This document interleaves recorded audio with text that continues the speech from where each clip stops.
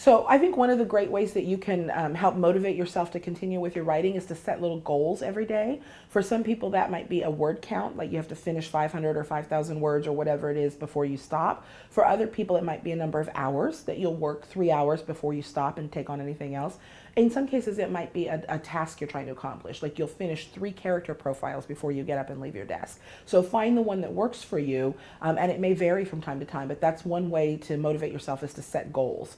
Another way to motivate yourself is to remember how the brain works. We need a break. So when you're at your computer for 8 hours writing and nonstop or researching nonstop, it's good for you to walk away at the top of every hour, maybe for just a few minutes, to rest your eyes and reset your brain and get the blood flowing to your brain with some oxygen and whatnot. And all that can make all the difference in your productivity level. So step away and give yourself a few minutes, at least once an hour, and it'll help you be more productive. Tell people what you're doing, right? So make sure your friends and your family know that you are writing and that this is a priority, so that they're not surprised or hurt when you turn down a social invitation because you're writing and you've made a commitment to yourself. You might even try to get them involved, right? I interviewed one author who had his family do the first pass of all the chapters that he wrote. So he would get their feedback and try to work it in, and that way they actually got to write as a family and not just him as a secluded person away from the people he loves. Find your most productive time in your day. For some people, that's 5 a.m. For some people, that's in the middle of the afternoon. But try to pay attention to when your energy levels are high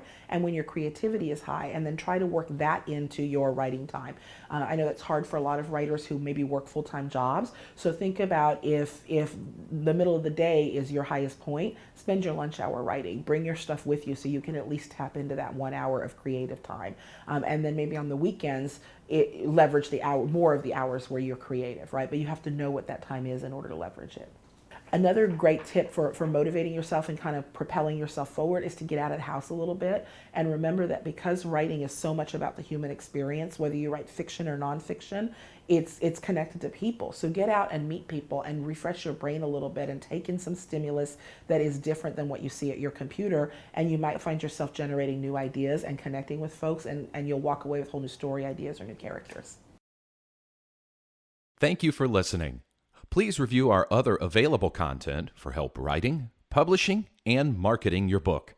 If you have any questions about the Author Learning Center, please contact us by email at authorsupport@authorlearningcenter.com.